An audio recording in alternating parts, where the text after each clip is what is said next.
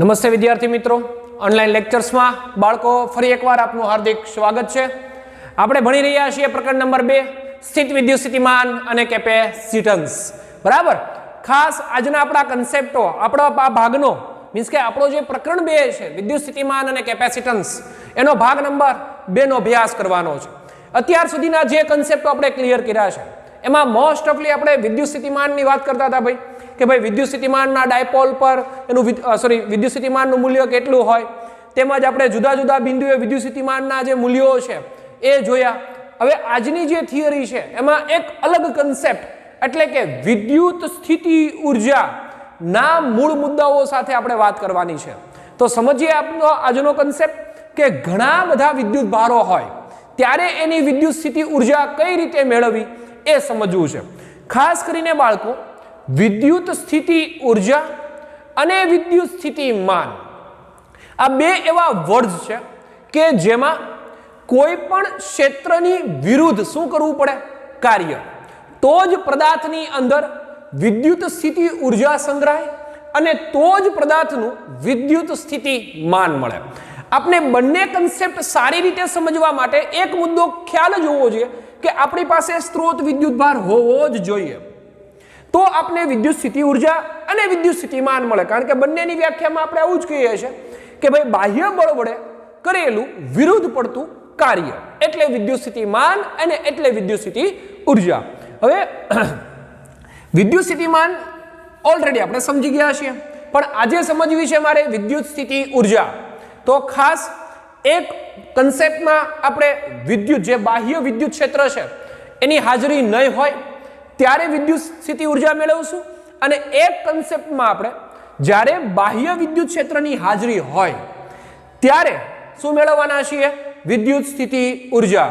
તો આપણો સૌથી પહેલો કન્સેપ્ટ બે વિદ્યુત ભારોની શું જોઈએ છે મારે? સ્થિતિ ઉર્જા. ચાલો સમજીએ આજનો મુદ્દો. બે વિદ્યુત ભારોની અથવા બે વિદ્યુત ભારો વડે બનતા તંત્રની સ્થિતિ ઉર્જા. કારણ કે તંત્રની વ્યાખ્યામાં આપણે આવું જ બોલીએ છીએ, ઓછામાં ઓછા બે થી વધારે હોય તો હાલે. શરૂઆતમાં 2 વડે ભણીએ, પછી 3 વડે આગળ વધવાના છે. બરાબર. બે વિદ્યુત ભારો વડે બનતા તંત્રની સ્થિતિ ઉર્જા આપણે જોઈએ છે. પણ સ્થિતિ ઉર્જા એટલે ખાલી સ્થિતિ ઉર્જા નહીં બોલીએ, કારણ કે આખા ચેપ્ટરમાં આપણે શેની સાથે સંકળાઈએ છીએ? ભાઈ વિદ્યુત ભારો સાથે સંકળાઈએ છીએ, અને વિદ્યુત ભારો એટલે એની વિદ્યુત સ્થિતિ ઉર્જા. સમજીએ આજનો મુદ્દો. હવે બે વિદ્યુત ભારો વડે બનતા તંત્રની સ્થિતિ ઉર્જા જોતી હોય તો આપણે ઓલરેડી ભણીને આવ્યા છીએ કે ભાઈ બે વિદ્યુત ભાર હોય Q1 Q2, તેમની વચ્ચે લાગતું જે બળ છે એના મૂલ્યો આપણે ગોત્યા હતા, અથવા તો વધારે છે તંત્રમાં. બરાબર. આમની વચ્ચે લાગતું કુલ બળ સંપાતપણાના નિયમ પ્રમાણે મેળવ્યું, વિદ્યુત ક્ષેત્ર પણ સંપાતપ્રમાણના નિયમ પ્રમાણે મેળવ્યું, અને આગળના કન્સેપ્ટમાં એટલે કે વિદ્યુત સ્થિતિમાન, ઘણા બધા તંત્રનું વિદ્યુત સ્થિતિમાન એ પણ આપણે સંપાતપણાના નિયમ પ્રમાણે મેળવી ચૂક્યા છીએ. હવે આપણો કન્સેપ્ટ એ છે કે અહીંયા બે વિદ્યુત ભારો વડે બનતા તંત્રની સ્થિતિ ઉર્જા છે. હવે કોઈ પણ ગોઠવણમાં શું કરવું પડે? કાર્ય. એ પછી કપડાં ગોઠવો તોય ભલે, વાસણ ગોઠવો તોય ભલે, પુસ્તકો ગોઠવો તોય ભલે, કાર્ય કરવું પડે. આપમેળે ગોઠવણ થાય નહીં હો ભાઈ, ફાઇનલ હોય. આપમેળે ક્યારેય ગોઠવણ થતી નથી. શું કરવું પડશે? કાર્ય. અને એ કાર્ય એટલે જ આપણી કઈ ઉર્જા બાળકો? સ્થિતિ ઉર્જા. તો સમજીએ આપણો કન્સેપ્ટ. મારી પાસે બે વિદ્યુત ભારો એવા છે જે ઉગમ બિંદુથી પેલા તો તંત્ર બનાવી લઈએ. બરાબર. બે વિદ્યુત ભારો એવા છે જે એક ઉગમ બિંદુથી R1 જેટલા અંતરે Q1 આવેલો છે, અને એક R2 જેટલા અંતરે કોણ આવેલો છે ભાઈ? Q2. આ Q1 અને Q2 ની મારે શું મેળવવી છે? વિદ્યુત સ્થિતિ ઉર્જા. તો મેળવી દઈએ. આપણા જે કન્સેપ્ટમાં ઉમેરો છે આપણે કન્સેપ્ટમાં કે ભાઈ Q1 અને Q2 ની તમારે જો વિદ્યુત સ્થિતિ ઉર્જા જોતી હશે તો તમારે બાહ્ય ક્ષેત્રની વિરુદ્ધમાં શું કરવું પડશે બાળકો? કાર્ય કરવું પડે. તો સૌથી પહેલા આપણે એ સમજીએ. હવે એમનેમ તો ગોઠવણા નહીં હોય ભાઈ, ક્યાંક આડાહવડા હશે, એને આ તંત્રમાં લાવવા પડે. તંત્રમાં લાવવા માટે આના ઉપર શું કરવું પડે ભાઈ? કાર્ય કરવું પડે. અને એ કાર્યની ગણતરી ઉપરથી શું મેળવી લઈએ? સ્થિતિ ઉર્જા. કારણ કે ગોઠવણ એમને થાય નહીં. શું કરવું પડેલા? કાર્ય. હો ભાઈ, ધારો કે બે વિદ્યુત ભારો Q1 અને Q2 બરાબર એ ઉગમ બિંદુથી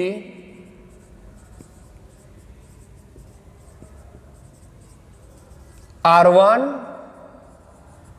અને R2 અંતરે રહેલા છે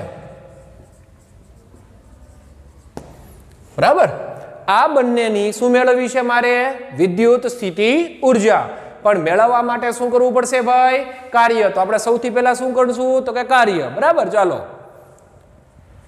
બંને વિદ્યુત ભારો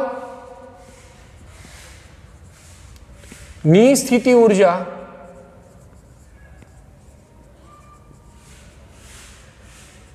મેળવવા માટે બંને પર થતા કાર્યની ગણતરી કરવી પડે કારણ કે કોઈ પણની ગોઠવણ હોય હમણાં જ વાત કરી ને ભાઈ કોઈ પણની ગોઠવણ હોય કોઈ એક તંત્રમાં ગોઠવણ કરવી એટલે ભાઈ કાર્ય કરવું જ પડે પણ આપણે અહીંયા એવું કાર્ય કરવાનું છે કે અહીંયા વિદ્યુત ક્ષેત્ર ગેરહાજર છે બાહ્ય વિદ્યુત ક્ષેત્ર છે નહીં બરાબર પપ્પા ઘરમાં નથી અને ભાઈઓને શાંત રાખવાનો પ્રયત્ન આપણે કરવાનો છે એટલે આપણા બે ભાઈઓ Q1 અને Q2 પપ્પા ગેરહાજર છે પપ્પા ગેરહાજર હોય તો આપણે સિમ્પલી બહુ ખબર છે જો બાહ્ય વિદ્યુત ક્ષેત્ર હોય તો સરળતાથી ગોઠવણ થાય પણ બાહ્ય વિદ્યુત ક્ષેત્ર નહીં હોય એટલે સરળતાથી ગોઠવણ નહીં થાય માથાકૂટ જાજી વધે તો જોઈએ ચાલો કન્સેપ્ટ ભાઈ મૂળ મુદ્દો આપણો આ છે પણ સીધે સીધા એ R1 અને R2 પાસે તો બેસશે નહીં ત્યાં હોય અનંત અંતરે ક્યાંક હશે રખડતા હશે અને એ રખડતાથી બધાને પકડી બરાબર Q1 ને પકડીને ક્યાં લાવવાનો R1 અંતરે રખડતો હતો Q2 ને પકડીને ક્યાં લાવવાનો R2 અંતરે જોઈએ શું થાય છે ધારો કે શા માટે એવું કર્યું ભાઈ અનંત અંતરે કેમ મૂકી આવ્યા એનું રીઝન બાળકો કારણ કે ગોઠવણ તરત ન થાય બરાબર જુદા જુદા ભાગોમાંથી વિદ્યુત ભારોને કોઈ એક જગ્યાએ લાવવા પડે અને ત્યારબાદ એમ કહી શકાય કે ભાઈ મેં વિદ્યુત ભારોની શું કરી છે ગોઠવણ એટલા માટે આપણે આ Q1 અને Q2 ને ક્યાં રાખી આવ્યા છીએ અનંત અંતરે અને અનંત અંતરે એટલા માટે રાખ્યું છે બીજા કેમ કોઈ અંતરે નહીં એનું રીઝન આપણે ભણીને આવ્યા છીએ કે અનંત અંતરે પદાર્થની વિદ્યુત સ્થિતિ ઊર્જા 0 હોય એટલા માટે જ્યારે R1 જેટલા અંતર આવશે Q1 ત્યારે એની વિદ્યુત સ્થિતિ ઊર્જાનું મૂલ્ય જે બિંદુ હશે એ જ બિંદુએ હશે એટલે કે અનંત અંતરે તો કેવી છે ભાઈ 0 છે ચાલો સમજીએ ધારો કે બાહ્ય વિદ્યુત ક્ષેત્રની ગેરહાજરીમાં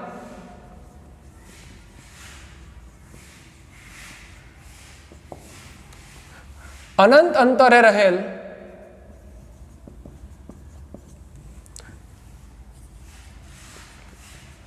વિદ્યુત ભાર Q1 ને ક્યાં લાવવો છે પેલા R1 જેટલા અંતરે લાવવા માટે કરવું પડતું કાર્ય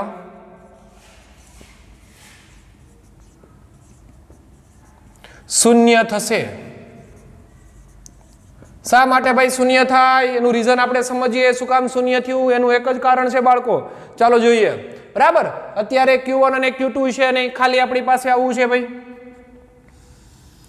આપણું બાહ્ય તંત્ર અને આ તંત્રમાં મારે કોને ગોઠવવા છે Q1 અને Q2 કોણ ગેરહાજર છે પપ્પા હાજર છે નહીં એટલે બાહ્ય વિદ્યુત ક્ષેત્ર છે નહીં અને આપણા જે બંને વિદ્યાર્થીઓ છે બંને ભાઈઓ છે એ ક્યાં પડ્યા છે તો કે અનંત અંતરે Q1 અને Q2 બરાબર હવે પેલા કોને લઈ આવવો છે તો કે Q1 ને લાવવો છે કેટલા અંતરે લાવવો છે તો કે R1 જેટલા અંતરે કોને લાવવો છે તો કે Q1 ને હવે એક વસ્તુ ખાસ યાદ રાખશો દરેક વિદ્યુત ભારને પોતાનું ક્ષેત્ર હોય સિંહને પણ પોતાનું ક્ષેત્ર હોય અને કૂતરાને પણ પોતાનું ક્ષેત્ર હોય માણસને પણ પોતાનું ક્ષેત્ર હોય કોઈ માણસ બીજાના ક્ષેત્રમાં ક્યારે દાખલ થતો નથી જો દાખલ થાય તો શું થાય એનો વિરોધ થાય એટલે ખાસ બાળકો કન્સેપ્ટમાં આપણે ક્લિયર કરીશું કે ભાઈ કોઈ ખાલી વિસ્તાર હોય અને એ ખાલી વિસ્તારની અંદર કોઈ એક વ્યક્તિ આવીને અડ્ડો જમાવી દે હવે બીજો વ્યક્તિ આવશે એની અંદર આવવાનો પ્રયત્ન કરશે તો જે વ્યક્તિ ત્યાં બેઠી છે એનો શું કરવાનો છે વિરોધ એટલે સૌથી પહેલા આપણા કન્સેપ્ટમાં ખાલી અડ્ડો પડ્યો છે બરાબર અહીંયા કોઈ કાંઈ છે જ નહીં, નથી Q1 નથી Q2, કોઈ વસ્તુ જ છે જ નહીં. હવે આપણે કોને લાવ્યા છીએ? Q1 ને. હવે Q1 ને લાવો તો અહીંયા વિદ્યુત ક્ષેત્ર તો છે નહીં, ખાલી છે, કોઈ વિરોધ કરવા વાળો છે જ નહીં ભાઈ. અને જો કોઈ વિરોધ કરવા વાળું ન હોય તો એના ઉપર કાર્ય કરવાનું રહેતું નથી. એટલા માટે Q1 ને જ્યારે તમે ક્યાં લાવો? R1 જેટલા અંતરે, ત્યારે બાહ્ય કાર્યનું મૂલ્ય કેવું બની ગયું બાળકો? શૂન્ય. ચાલો લાવીએ. Q1 ને અનંત અંતરેથી ગીત ગાતો ગાતો ક્યાં આવશે ભાઈ? R1 જેટલા અંતરે આવ્યો, અહીંયા Q1 લાવી દીધો. અડ્ડાની અંદર કોણ આવી ગયો? તો કે Q1 આવી ગયો. બરાબર. હવે Q1 R1 જેટલા અંતરે વિદ્યુત ભાર Q1 પોતાની આજુબાજુ શું જન્માવશે? વિદ્યુત ક્ષેત્ર. કારણ કે આપણે કન્સેપ્ટમાં ઓલરેડી ભણીને આવ્યા છે, વિદ્યુત ભારોને પોતાનું શું હોવાનું? ક્ષેત્ર. અને હવે જો તમે Q2 ને અહીંયા લાવવાનો પ્રયત્ન કરો, ભલે R2 અંતરે લાવો, છતાંય કોણ વિરોધ કરવાનો છે? પેલો Q1, કે અહીંયા તારી હાજરી હોવી જોઈએ નહીં. આ વિસ્તાર કેવો છે ભાઈ? મારો. એટલા માટે ખાસ અહીંયા લખ્યું છે, બાહ્ય વિદ્યુત ક્ષેત્રની ગેરહાજરીમાં અનંત અંતરે રહેલો કોણ? વિદ્યુત ભાર Q1 ને ક્યાં લાવીએ છે? R1 જેટલા અંતરે લાવવા માટે કરવું પડતું કાર્ય કેવું થાય? શૂન્ય. આપણા નામ યાદ રાખીએ કે અડ્ડો ખાલી છે તો સરળતાથી ત્યાં કોઈ વ્યક્તિને બેસાડી શકાય. કાર્ય કેવું? શૂન્ય. બરાબર. હવે એના જ અંદર આજ વિસ્તારની અંદર ભાઈ, અહીંયા જે વિસ્તાર છે એમાં, કારણ કે Q1 નો આટલો વિસ્તાર થયો ને, આ વિસ્તારની અંદર ધારો કે ઉગમ બિંદુથી કોઈ બિંદુ P પાસે મારે શું મેળવવું છે? Q1 ને કારણે વિદ્યુત સ્થિતિમાન. બરાબર. કોને કારણે? Q2 ને ઘડી ભૂલી જાય. કોને? Q1 ને કારણે P બિંદુ પાસે વિદ્યુત સ્થિતિમાન. હવે વિદ્યુત સ્થિતિમાન જોતું હોય તો બહુ સિમ્પલ સૂત્ર છે ભાઈ, V બરાબર KQ/R. તમારી પાસે Q હોવો જોઈએ ને તમારી પાસે R હોવો જોઈએ. હા, એ તો છે જ. આવી રહ્યો Q1 છે અને અંતર પણ બે વચ્ચેનું આપણે નક્કી કરી લઈએ, R1 થી P, એટલે R1P નામ આપી દો. બરાબર. કે ભાઈ બે વચ્ચેનું અંતર કેટલું છે? Q1 અને P બિંદુ વચ્ચેનું અંતર તો કે ભાઈ R1P જેટલું છે. R1P તો લખીએ. Q1 ને લાવવા માટે કાર્ય કેવું ભાઈ? શૂન્ય. હવે Q1 ને કારણે P બિંદુ પાસે મળતું વિદ્યુત સ્થિતિમાન બળ ગોઈતું, ઓલા ગુંડાનું બળ ગોઈતું કે પોતાના એરિયામાં ધાક કેવી, અને ધાક એટલે વિદ્યુત સ્થિતિમાન. બરાબર. તો મેળવીએ કે આ બિંદુ એની ધાક કેવી, તો કે P બિંદુ એ કેવી ધાક છે, તેને નામ આપીએ V1. બરાબર. શું થશે? અંતર કેટલું? R1P. વિદ્યુત ભાર કેટલો? Q1. તો સૂત્ર શું થાય બાળકો? કે Q1/R1P. સમીકરણ નંબર 1. હવે આ Q1 નું આટલું હું મેળવી લીધું? વિદ્યુત સ્થિતિમાન. કે ભાઈ આટલા વિદ્યુત સ્થિતિમાન વડે Q1 ઘેરાયેલો છે. હવે જો એ એરિયાની અંદર કોઈ Q2 ને લાવીએ તો આ Q1 એનો શું કરશે? વિરોધ કરે. અને જો વિરોધ કરે બાળકો તો આપણે ફરજિયાત આ વિસ્તારની અંદર દાખલ કરવો હોય, R2 અંતરે લાવવો હોય તો એના વિરુદ્ધ મારે શું કરવું પડશે ભાઈ? કાર્ય કરવું પડે. તો સમજીએ કન્સેપ્ટ. ચલો જી ધ્યાન આપીએ. એક જ એક અંતર આપણે લઈ લઈએ, આપણું R1 જ છે.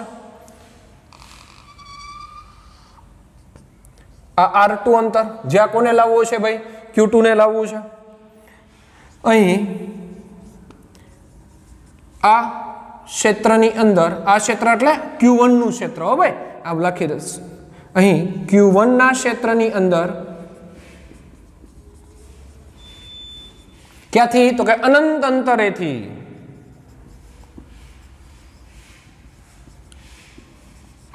Q2 ને ક્યાં લાવવો છે? R2 ઉપર. R2 પર લાવવા માટે કરવું પડતું કાર્ય. હવે કાર્ય કરવું જ પડશે. પહેલાને લાવીએ ત્યારે કાર્ય ક્યારેય કરવાનું હોતું નથી, કારણ કે એરિયો કેવો હતો? ખાલી. એટલે ખાલી એરિયામાં ગમે એ બેસી શકે, પણ એકવાર બેસી જાય પછી કોઈ બીજો ત્યાં આવે એટલે બે વચ્ચે ધબધબાટી થાય, કાર્ય કરવું પડે. બરાબર. તો થયેલું કાર્ય આપણી પાસે એક વિદ્યુત સ્થિતિમાનનું સૂત્ર છે, એના ઉપરથી જ મેળવવું છે. શા માટે ભાઈ એના ઉપરથી મેળવ્યું? કારણ કે કાર્યના તો બે સૂત્ર થાય, બળ ગુણ્યા સ્થાનાંતર. પણ અહીંયા V1 ઓલરેડી ડેવલપમેન્ટ આપણે કરી દીધું છે, અને જે કોનું છે? Q1 નું છે એટલે જે વ્યક્તિ ત્યાં આડો જમાવીને બેઠી છે એની તાકાતની આપને ખબર છે હવે એની તાકાતની વિરુદ્ધ મારે શું કરવું પડશે કાર્ય એટલે એની તાકાત મારે ભેગી ગુણવી પડશે અને થયેલું જે કાર્ય છે એ કેટલું હશે તો વિદ્યુત સ્થિતિમાનનું સૂત્ર વાપરીએ V બરાબર શું છે ભાઈ તો કે એકમ ધન વિદ્યુત ભારને અનંત અંતરેથી કરવું પડતું કાર્ય એટલે W ના છેદમાં Q બરાબર તો હવે જોઈએ મારે કરવું પડતું કાર્ય તો W બરાબર શું થશે V into Q બરાબર આ Q કયો લેવો તો કે જે વ્યક્તિ બેઠો છે ના રે ભાઈ એ વ્યક્તિનું તો શું લીધું આપણે વિદ્યુત સ્થિતિમાન જે વ્યક્તિ બેઠો છે એને ક્યાંય લઈને જ જાવો જેને અડ્ડો જમાવી લીધો એની તાકાત આપણે ખબર હોવી જોઈએ કોને લઈ જવો છે તો કે Q ને લઈ જાવો પણ કયો Q તો કે Q2 ને ત્યાં લઈ જવો છે એટલે ખાસ અહીંયા કરવું પડતું કાર્ય W is equal to કોનું વિદ્યુત સ્થિતિમાન પહેલાનું વિદ્યુત સ્થિતિમાન અને બીજાનો વિદ્યુત ભાર એટલે કે પહેલાની તાકાત અને બીજાનું માન V1 into શું થશે Q2 શા માટે આવું કર્યું બાળકો Q1 કેમ નહીં કારણ કે Q2 ને આપણે અહીંયા લઈ આવો છે કોના ક્ષેત્રમાં તો કે Q1 ના ક્ષેત્રમાં બરાબર ચાલો W એમ જ V1 ની વેલ્યુ આપણી પાસે છે કે Q1 R1P હવે R1P નહીં લખાય એનું રીઝન હું સમજાવું ભાઈ હવે P બિંદુએ આપણે ક્યાંય જતા નથી પણ આપણે તો ક્યાં જઈએ Q2 ને R2 અંતરે એટલે આ ગેપ આપને ખબર હોવો જોઈએ બસ એક જ ચેન્જ કરવાનો છે P બિંદુએ R1P આવશે પણ જ્યારે તમે R2 આવો તો અહીંયાથી જાય R1 2 જેમ Q1 થી એટલે કે R1 થી P ગયા તો હું લખું R1P એમ R1 થી R2 એ જાવ એટલે હું લખશો R12 તો W બરાબર લાગતું વિદ્યુત સ્થિતિમાન પહેલાને કારણે કે Q1 એમ જ અંતર કેટલું છે હવે R12 ઇન્ટુ કોણ આવશે Q2 લ્યો આ મળી ગયું આપણે થયેલું કાર્ય અને આપણે ભણીને આવ્યા છીએ કે ભાઈ વિદ્યુત સ્થિતિમાન અને વિદ્યુત સ્થિતિ ઉર્જા બરાબર વિદ્યુત સ્થિતિ ઉર્જા એ કેવી છે સંરક્ષી ક્ષેત્ર છે અને જો એ સંરક્ષી ક્ષેત્ર હોય તો થયેલું કાર્ય એ આપણી સ્થિતિ ઉર્જાના રૂપમાં સંગ્રહાય છે એટલે W ની જગ્યાએ શું લખીએ આપણે U આમ વિદ્યુત સ્થિતિ ઉર્જા એ સંરક્ષી ક્ષેત્ર છે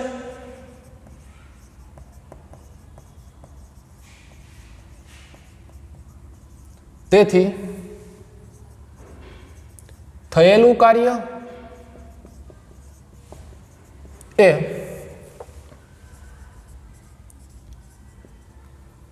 સ્થિતિ ઉર્જા સ્વરૂપે પ્રાપ્ત થાય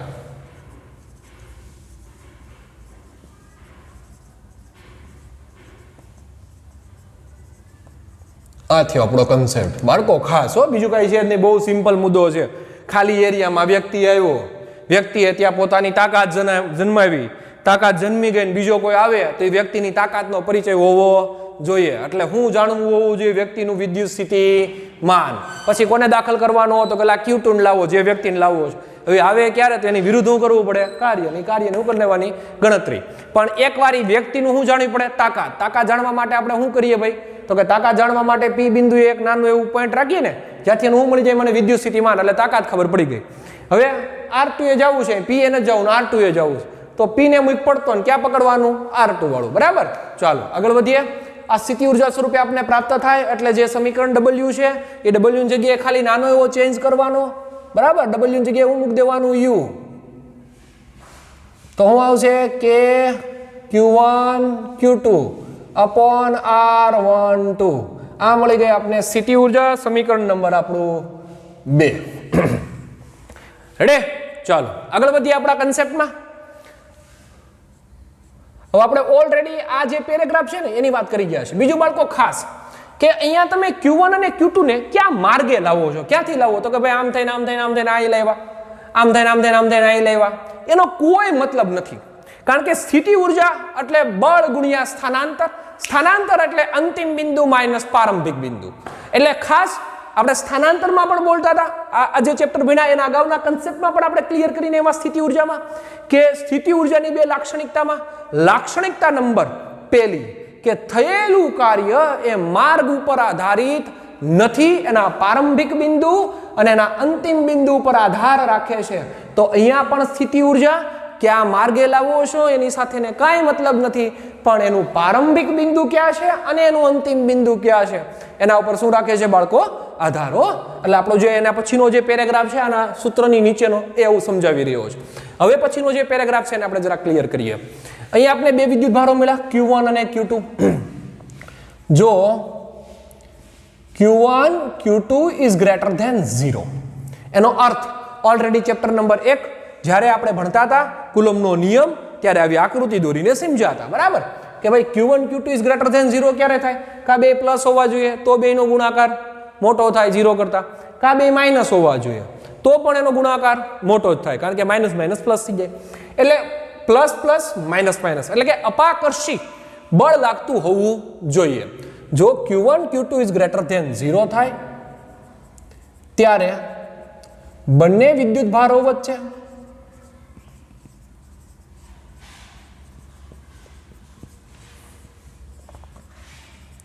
અપાકર્ષી બળ લાગે.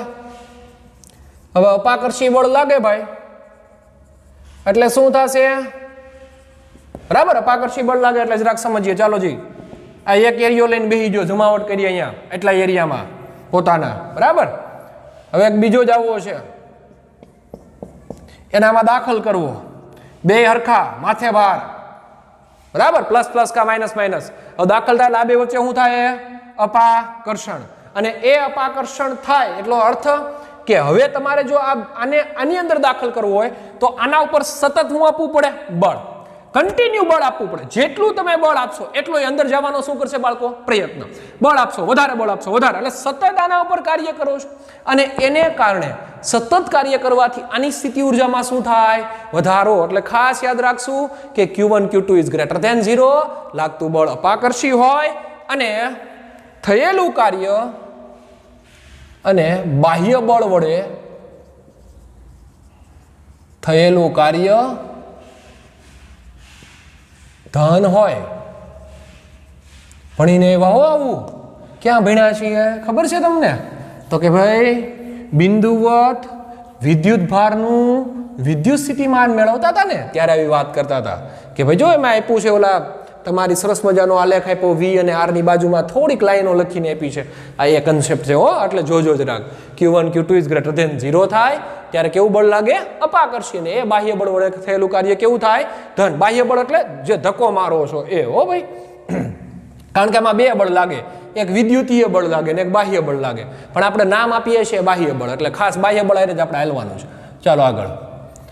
જો Q1 Q2 is less than 0 થાય, આવું ક્યારે થાય? એક ધન એક ઋણ, અથવા બીજો ઋણ ને પહેલો ધન, એટલે બંને વચ્ચે આકર્ષણ થવાની કન્ડિશન થાય ત્યારે બંને વિદ્યુત ભારો વચ્ચે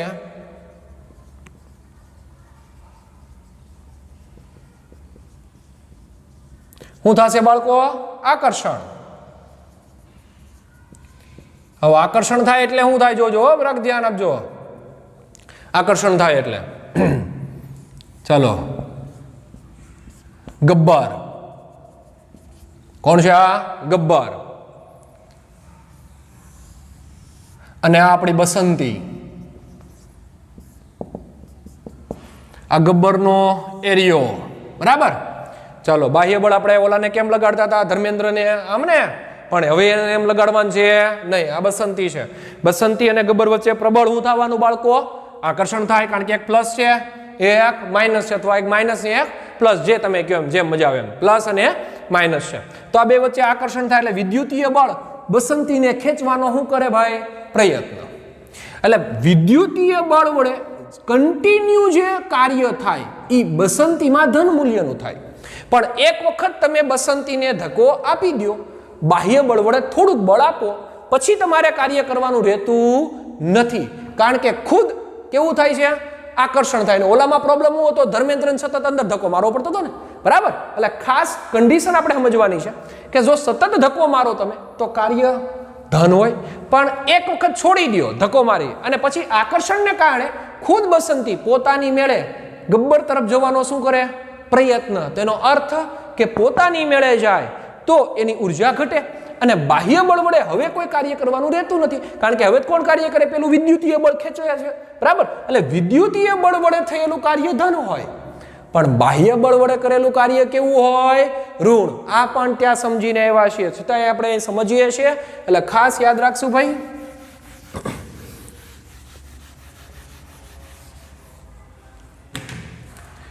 આકર્ષણ થાય ત્યારે બંને લખી દો. બાહ્ય બળ વડે થયેલું કાર્ય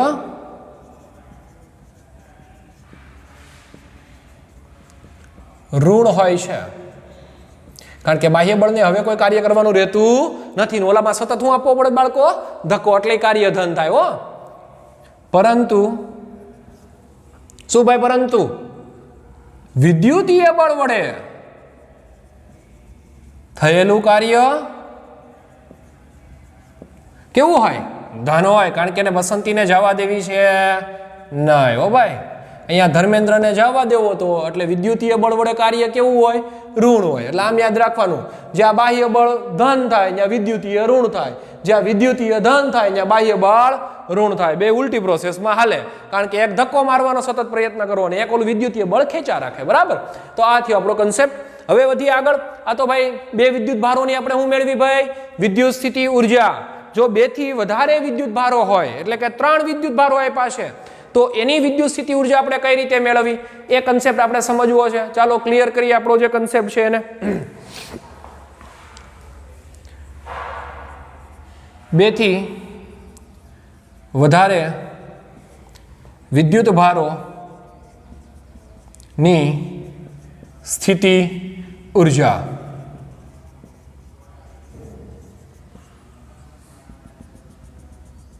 બરાબર? ઓછા નહીં, પણ 2 થી કેવા છે આપણી પાસે? વધારે વિદ્યુત ભારોની શું મેળવવી છે ભાઈ? સ્થિતિ ઉર્જા મેળવી દઈએ આપણે. ચાલો ભાઈ આકૃતિ દોરીએ ફરીવાર. ખાલી એરિયામાં કોઈ છે જ નહીં.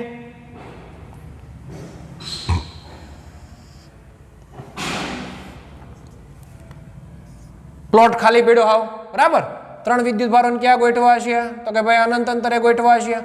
Q1, Q2 અને Q3. શું કામ અંતરે રેખા? કારણ કે એની પાસે વિદ્યુત સ્થિતિ ઉર્જા 0 થાય. કારણ કે સ્થિતિ ઉર્જા 0 થાય એનો અર્થ ચૂપચાપ બેસે, કારણ કે કોઈ પાસે ઉર્જા હોય અને એ ચૂપચાપ બેસવાની સંભાવના બિલકુલ 0 થઈ જાય. બરાબર? એટલે આપણે ન્યા રાખીએ એને ભાઈ કે ભાઈ તમે દૂર રહ્યો. ઉગમ બિંદુથી 3 અંતરો આપણે ફિક્સ કરીએ.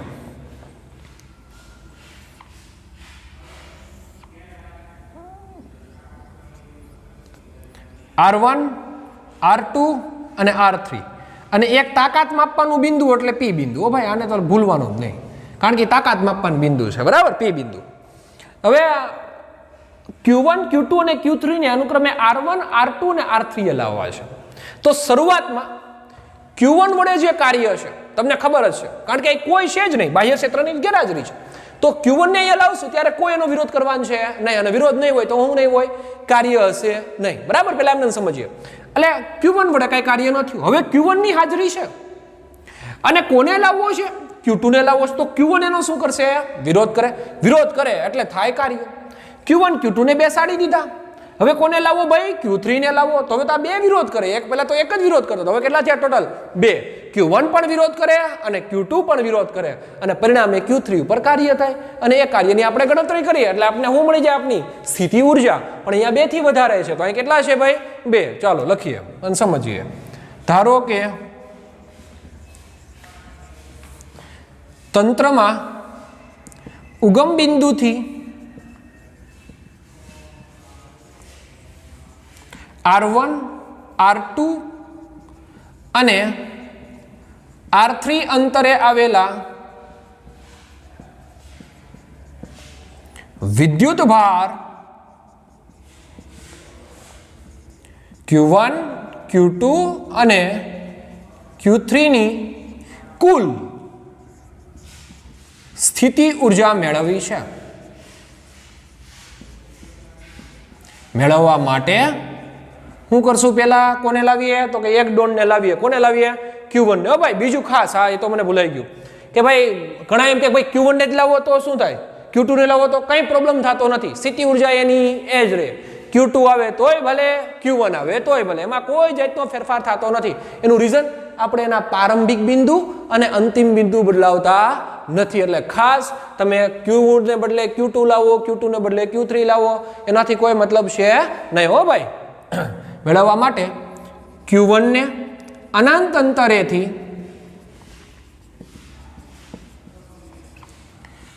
ક્યાં લાવીએ? R1 જેટલા અંતરે લાવવા માટે કરવું પડતું કાર્ય શૂન્ય થશે. હવે બીજું આજ કન્સેપ્ટ છો, શૂન્ય થાય પછી Q2 ને લાવો એટલે પેલા V1 એને ગોતી લીધું, બરાબર, કે Q1 upon R1P અહીંયા આવું જ મળવાનું આપણે. પછી તો કે આ જ રીતે U મેળવી લીધું એટલે સીધું આપણે ટેક્સ્ટ બુકમાં લખી દીધું, તો આપણે પણ લખી દઈએ કાર્ય શૂન્ય થશે. જ્યારે Q2 ને લાવીએ ત્યારે Q1 ની, કારણ કે Q1 વિરોધ કરવાનો ને એટલે Q1 નું નામ લખવું પડે, કારણ કે વિરોધ કરનાર નામ હંમેશા લખવું જ પડે. હવે Q1 ની વિરુદ્ધ કરવું પડતું કાર્ય કેટલું થશે બાળકો? W બરાબર હમણાં શીખડાવ્યું હતું, બરાબર, કોને કોને? તો કે V1 ગુણ્યા કોને લાવવો છે? Q2 ને. પણ V1 ની તાકાત તો કે P બિંદુ આટલી હતી, પણ હવે 1P ની જગ્યાએ આપણે અહીંયા લાવવો છે, અહીંયા Q1 ને લાવી દીધો. હવે કોને લાવવો? અહીંયા Q2 ને લાવવો. તો બે વચ્ચેનું અંતર આપણે ખબર હોવી જોઈએ ને, કારણ કે Q1 નું સ્થિતિમાન અહીંયા એફેક્ટ થાય. જે રીતે P ઉપર થાય R1P એમ અહીં 2 ઉપર થાય, ત્યાં R12 આવે, R12 અહીંયા R1P આવે, બરાબર. જો Q1 અહીંયા લાગતું હોત તો અહીંયા 3 ઉપર તો શું થાત? R13, જે હમણાં આપણે ભણવાના છીએ, બરાબર. તો થયેલું કાર્ય W બરાબર શું આવશે ભાઈ? કે સીધું રાખીએ અથવા આવું રાખીએ, ચાલો. Q1 ને કારણે Q2 પરનું વિદ્યુત સ્થિતિમાન એટલે V1 ઇન્ટુ કોને લાવીએ છીએ અહીંયા બાળકો? Q2 ને. તો શું થશે? V1 એટલે હમણાં સમીકરણ લખવું આપણે કે Q upon R, બે વચ્ચેનું અંતર આપણે ખબર R12, કોણ આવ્યો પહેલા? Q1, તો એનું સ્થિતિમાન હોય તો થાય કે Q1 Q2 તો હતું છેદમાં R12. તો થયેલું કાર્ય એ તો આપણી ઉર્જા છે. તો U બરાબર શું આવ્યું બાળકો? કે Q1 Q2 upon R12, સમીકરણ નંબર 1. આ થિયરી.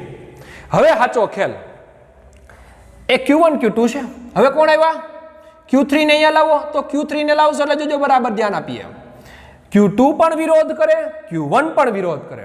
બંને પાસે સ્થિતિમાન હોય તો બંનેનું શું મેળવવું પડે? મારે સ્થિતિમાન મેળવવું પડે. તો Q1 ને અને Q3 વચ્ચેના અંતરને હું નામ આપી દઉં Q1 Q3 વચ્ચેનું અંતર એટલે R13, અને Q2 અને Q3 વચ્ચેનું અંતર એટલે R23. અંતર મળી જાય, R13 R23. વિદ્યુત ભારો છે તો વિદ્યુત સ્થિતિમાન મળી જાય.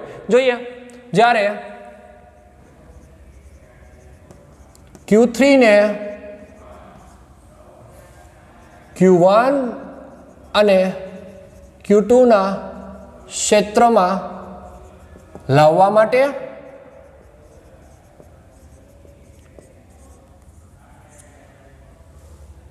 મળતું વિદ્યુત સ્થિતિમાન, તો પેલા તો વિદ્યુત સ્થિતિમાન મેળવવું પડે ને બેનું. ચાલો જી, Q1 નું P બિંદુએ કેટલું હતું, Q2 નું P બિંદુએ કેટલું, પેલા તાકાત ગોતવાની હો ભાઈ.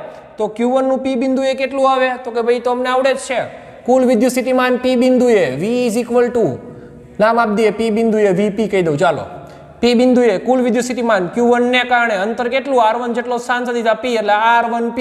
તો સૂત્ર મળે કે Q1 upon R1P પ્લસ બીજો કોણ છે? Q2. Q2 ને કારણે P બિંદુએ તાકાત માપીએ તો Q2 ની કેટલી થાય? તો કે Q2 તો છે જ, P બિંદુએ આવે એટલે R2P. આ મળી ગયું મને વિદ્યુત સ્થિતિમાન. આ વિદ્યુત સ્થિતિમાનમાં કોને લાવવો છે? Q3 ને લાવવો છે, Q1 અને Q ના ક્ષેત્રમાં. તો શું કરવું પડે? કાર્ય કરવું પડે. આ સમીકરણ હો ભાઈ, આ સમીકરણ. અહીંયા જેમ V1 છે ત્યાં કોણ રાખશું? VP રાખશું, અને Q2 છે ત્યાં કોને લાવશું? Q3 ને, બરાબર. ચાલો, સમીકરણ નંબર 2. આમ Q3 ને R3 જેટલા અંતરે લાવવા માટે કરવું પડતું કાર્ય W શું થશે? કોણ લખવું? તો કે સૂત્ર પ્રમાણે W એટલે V ઇન્ટુ Q, પણ V એટલે તો કે બેનું સ્થિતિમાન છે, બેની તાકાત આપણને ખબર છે, P બિંદુ આટલી છે, અહીંયા આટલી છે, તો આવું લખ દઉં VP. કોને લાવવો છે? Q3 ને લાવવો છે, તો સાથે કોનું મલ્ટિપ્લિકેશન કરાય બાળકો? Q3. આ તો P બિંદુની વાત હતી. હવે તો Q3 એટલે ફિક્સ બિંદુ થઈ ગયું R3, તો P બિંદુ એ સ્થિતિમાન અને અહીંયા સ્થિતિમાન જે છે એવું જ અહીંયા R3 એ હોય નહીં, કારણ કે અંતર બદલાતા વિદ્યુત સ્થિતિમાનનું મૂલ્ય બાળકો બદલાય. બરાબર? તો Q1 થી R3 એટલે એનું અંતર R13, Q2 થી તો કે R23, જેમ આપણે અહીંયા કર્યા છે એમ. જોવો જી, P બિંદુને દૂર કર્યું હતું, ત્યાં હું મૂકી દીધો તો બગડો, પેલા P બિંદુએ મેળવું, કારણ કે તાકાત ખબર હોવી જોઈએ. પછી આપણે અહીંયા મેળવી લીધું. એ જ રીતે આપણે અહીંયા કન્ડિશન ફેરવી દઈએ. તેથી થયેલું કાર્ય W બરાબર VP એટલે શું લખાશે? K Q1. બરાબર? પણ VP ના સ્થાને હોય, P ની સ્થાને આપણે કોને રાખશું? તો P બિંદુ હતું, સોરી VP નહીં રાખીએ અહીંયા, પણ અહીં નામ આપી દઉં હું V1 આપી દીધું છે. ઓકે, V2, કારણ કે આ જ V2 છે ભાઈ, ખાલી ચેન્જ અહીંયા કરવાનો છે, P નહીં આવે, કારણ કે P બિંદુ રાખીએ તો P રાખવું પડે. બરાબર? એટલે આપણે નામ આપી દીધું V2. તો થશે એવું V2 ની જગ્યાએ V3 રાખીએ એટલે આપણે એકદમ સમજ પડી જાય, કારણ કે V3 એટલે તો કે ત્રીજા પાસે વિદ્યુત સ્થિતિમાન. શું કરવાનું છે? તો કે જ્યાં P ભાળો ત્યાં તગડો રાખવાનો છે. KQ1 R13 plus KQ2 R23, કારણ કે P એને જ જાતા આવે. હવે ક્યાં જઈએ છીએ? 3, એટલા માટે ત્યાં મેળવું. બરાબર? ઇન્ટુ Q3 તો છે જ. તેથી W ઇઝ ઇક્વલ ટુ હું કોમન ભાળવામાં? કેન્ડી કોમન ફેંકીએ બહાર, K કોમન, તો Q1 Q3 upon R13 plus કોણ આવશે અહીંયા? કે Q2 Q3 upon, sorry K નહીં આવે ને ભાઈ, K તો કોમન લઈ લીધો, R23. બરાબર? આ થઈ ગયું આપણું થયેલું કાર્ય. ત્રણેયને અહીંયા લઈ આવ્યા, અને થયેલું કાર્ય શેમાં સંગ્રહાય? વિદ્યુત સ્થિતિમાનમાં. આમ થયેલું કાર્ય એ સ્થિતિ ઉર્જા સ્વરૂપે પ્રાપ્ત થાય છે.